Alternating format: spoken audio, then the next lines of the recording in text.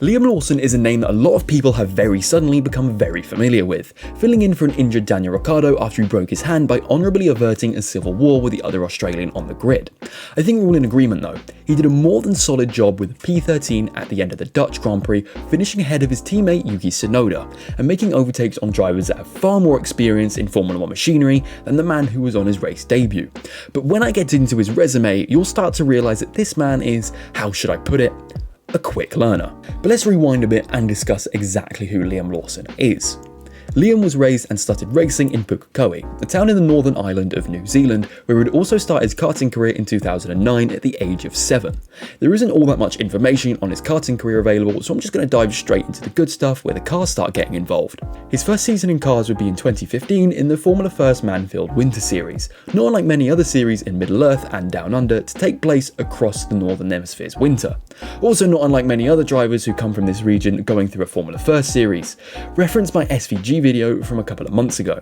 Anyway, the jump to bigger machinery would not faze him in the slightest, immediately going on to take a win along with 10 podiums to finish second in the category. Then this theme of not being intimidated by bigger machinery thing carried on, grabbing 6th in the championship and Rookie of the Year in New Zealand Formula First later in 2015, along with being promoted to the F1600 series in 2016, where he got a little bit Mick doing about things. And if you don't know what that means, it means this. This is what it means. Becoming the youngest Formula Ford champion, ever. Considering Formula Ford has existed for decades at this point, with a vast amount of regional series to boot, there has likely been hundreds of Formula Ford champions from all across the globe, yet this man was the youngest. In 2017, still only 15 years old by the way, he would move to the Aussie Formula 4 Championship with BRM. No, not the BRM, but Bronte Rundle Motorsport. Anyway, he would finish as runner-up in his first season with 300 points. You see where this quick learner thing is coming from now. The first hiccup in his motorsport career would be when he would lose out on a motorsport scholarship after he completed the Australian Formula 4 Championship in the Mazda Road to Indy Shootout, a program sponsored by none other than, well, Mazda. It would take champions from various series all around the globe to compete in a tournament-style bracket to win a $200,000 sponsorship to race in the US F2000 series, which for all intents and purposes was a feeder series to IndyCar, but as I alluded to, he would come up short in this, losing out to Irishman Keith Donegan at Wild Horse Pass Motorsports Park. He would move across to the ADAC Formula 4 Championship in Germany with Van Amersfoort Racing, a team that the general consensus of motorsport fans are familiar with, seeing as they're now in FIA F2 and F3 supporting the F1 races. But perhaps a more notable thing about this move to Europe would be his sponsorship. He would be aided in his adventures by a car network company called Turner's, and if you want to know why that might be important, the same company sponsored IndyCar legend Scott Dixon whilst he was early in his career. So yeah, they clearly thought Liam was a big deal. This would be backed up by Liam promptly getting his best season of his career so far in 2018, winning the well-known Toyota Racing Series over Marcus Armstrong and finishing runner-up in the Euro Formula Open Championship to Marino Sato, also being the highest placed rookie in the same breath. Oh yeah, and just to really flex on everyone, he would rock up at the last round of the Asian F3 Championship just for shits and gigs in Sepang, and won everything that weekend. Every race, every fastest lap, every pole position, and yeah, I bet that Turner's outlet was pleased with their investment. 2019 would be where the vast majority of the international audience would have seen Liam for the first time when he joined FIA Formula 3 with Dutch outfit MP Motorsport, and his teammates being Simo Laaksonen and more notably Richard Verschoor. His team across the board would have a pretty average season, with Liam being the highest placed driver in 11th, beating Verschoor in 13th and way ahead of Laaksonen in 23rd. Dude only got 1 point finish in the end, so that was kind of expected, but he did get the team's sole podium in F3 that year at Silverstone, and clearly that one something rival team High-Tech saw had serious potential, as he would move across to the British outfit for the year we all know and love, 2020. I'll get straight to the chase though. He didn't win the championship this season. He would impress, but he would ultimately end up 5th. Although for the most part he was consistent as far as spec series like Formula 3 was concerned, scoring points in every race and winning on 3 occasions. Apart from here, where he would have a 3-race streak of DNFs in the Red Bull Ring Styrian sprint race and both Hungaroring races, although neither at Hungary were his fault. but it likely cost him at bare minimum a couple of spots in the championship. And in a season that was short but still full of races, 9 rounds in FIA F3 is still pretty long for the series, even without the regards to COVID in 2020. So we can see a couple of patterns emerging by the time we get to the end of 2020 with Liam Lawson with the power of hindsight. Liam is a guy that can get accustomed to new machinery very quickly, through literally winning on debut on a couple of occasions. But then on the other side, although he clearly has all the talent, ultimately missing out on the championship trophies at the end when international competition is brought into the question, whether it down to be bad luck or his own mistakes. But never mind that, time for his first season really in the spotlight. Formula 2. Just a quick reminder for Formula 2 in 2021, this was the year they altered the calendar for less rounds but more races per round. So 2 sprints on the Saturday and then the feature on the Sunday. It was a bit shit, but it was what it was.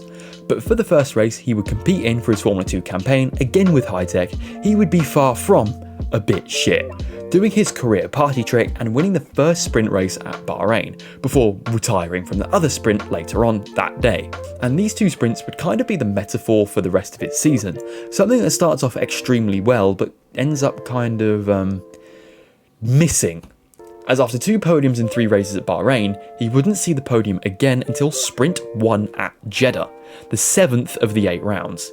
But saying that, he was again consistent in a spec series, awarding him 9th place in an always ultra-competitive Formula 2 grid, before he would again move teams in the same category, this time to Carlin.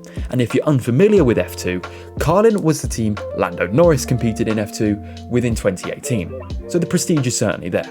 But I've missed something, haven't I? There was a reason his first F2 year was a little unfocused, as at the same time he would be racing in DTM, or the German Touring Car Championship, one of, if not the most prestigious series of its kind. And with the first season of running GT3 machinery, there was some serious competition. Let me just list some of the names.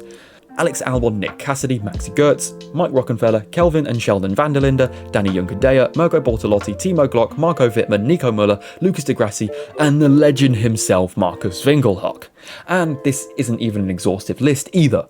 But amidst all this talent, have a quick guess at what Liam did. He won on debut at Monza, again. How does this guy have so much confidence in machinery he's literally never raced? I don't think I'll ever get it, will I? But his DTM form would carry on, for the most part, until the end of the 2021 calendar, with his rivals being in the form of Maxi Goetz in the Mercedes AMG and Kelvin van der Linde in the Audi R8, going in the finale at the Nürburgring in Germany.